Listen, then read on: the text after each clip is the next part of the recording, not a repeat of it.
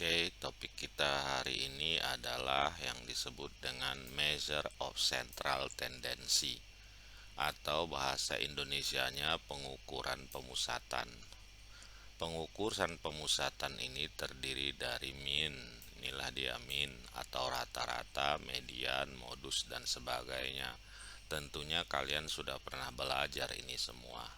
Ya, kita masuk ke contoh soal pertama. Tabel di bawah ini menunjukkan jumlah mahasiswa yang mendaftar di 5 kelas statistik yang berbeda. Hitunglah rata-rata jumlah mahasiswa per kelas. Di kelas pertama 18, kelas kedua 22, kelas ketiga 25, kelas keempat 26, kelas kelima 15. Kita disuruh mencari mean atau rata-rata average. Kita ketahui rumus rata-rata adalah mu, ini dibaca mu ya, mu. Oke. Nah, mu ini adalah sigma x dibagi dengan n. Maka sigma itu adalah total, kita tambahkan 18 tambah ini, tambah ini, tambah ini, tambah ini. Inilah dia. Baru dibagi 5. 5 ini datanya 5 kelas tadi kan, bagi 5 dapatlah 106 bagi 5, maka rata-ratanya 21,2. Nah, itulah dia. Nah, kita lanjut lagi ya, contoh kedua. Nah, berikut ini ada jumlah mahasiswa yang sama soalnya tadi, cuman angkanya lagi sedikit berbeda. Nah, ke sini coba tadi apa perbedaannya yang ini dengan yang tadi ya. Kita coba. Nah, bedanya di sini. Kalau tadi 15, di sini 75. Nah, ya, kita lihat coba apa perbedaannya. Ya, pertama tentunya kita hitung rata-rata atau mu-nya. Sigma x dibagi n. Ini tambah ini, tambah ini, tambah ini, tambah ini, dapat 166 bagi 5, maka rata-ratanya adalah 33,2 atau 33 saja. Nah, kita lanjut lagi.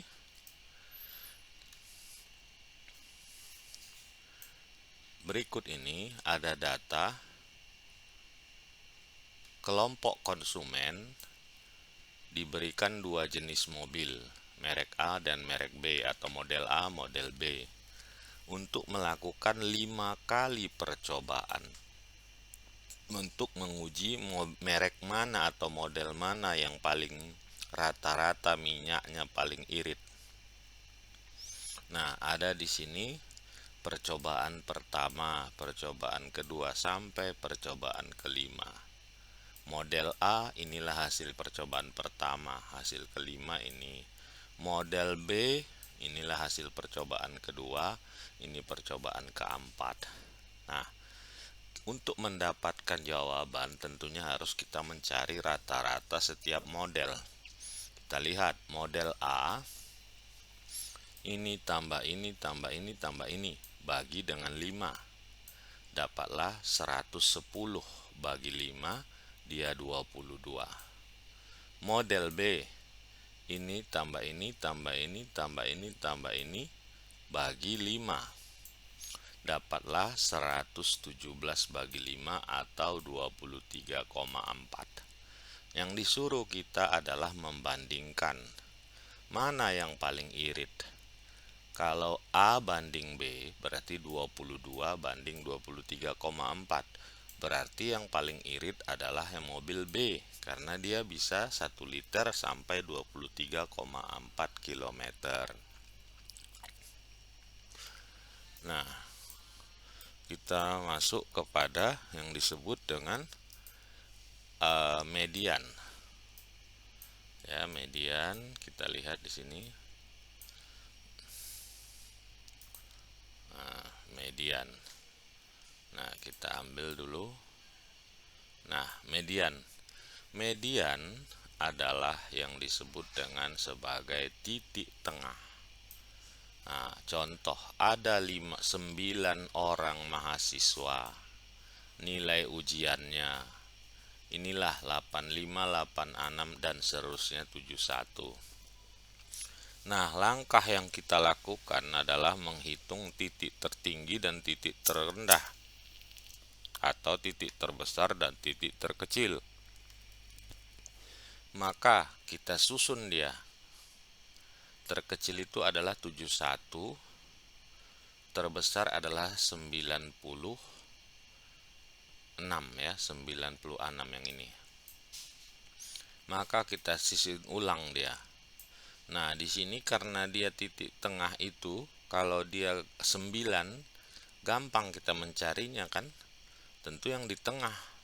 Maka titik tengahnya adalah 85. Nah, ini dia 85 ini.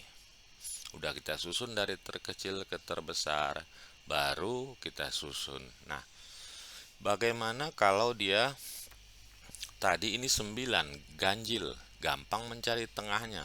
Kalau dia genap, contohnya ya, kita buat ini yang 96 ini kita hapus, kita coret, jadi 8 dia.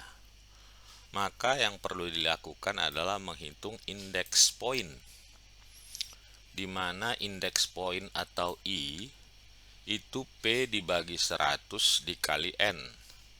P itu adalah 50. Ini jumlahnya selalu tetap ya, tetap 50.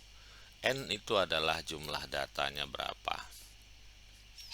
Nah, kita lihat P, nah, ini dia P. Jadi 50 per 100 kalikan dengan 8, dapatlah 4. Nah, kita hitung yang keempat. 1, 2, 3, 4. Nah, yang keempat ini tentunya agak mungkin pas di yang sini saja.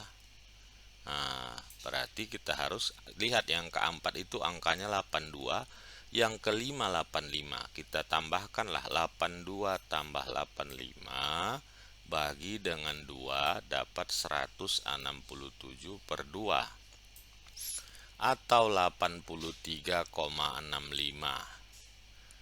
Jadi titik tengah atau mediannya adalah sini 83,65, atau kalau kita mau genapin menjadi 84.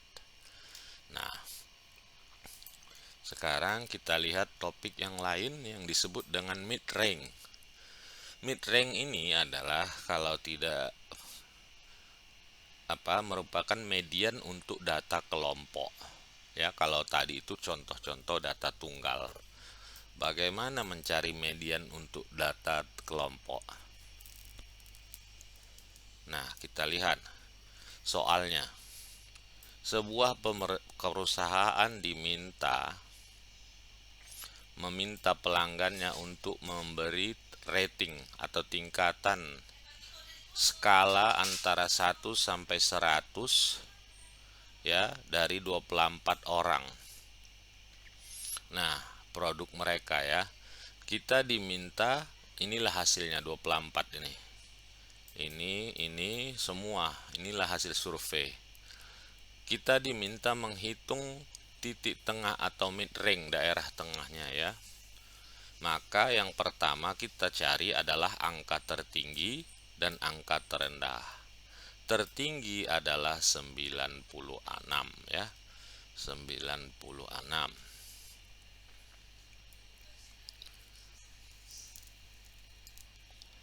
Terendah adalah 62. Maka mid range adalah tertinggi ditambah terendah bagi 2. 96 tambah 62 bagi 2. 158 bagi 2. Maka jawabannya adalah 79. Nah, sekarang kita lihat contoh yang lain. Data berikut ya, kita lihat jumlah waktu bertransaksi 15 ATM. Waktu yang orang butuhkan ada 15 mesin ATM, waktu yang bertransaksinya berapa?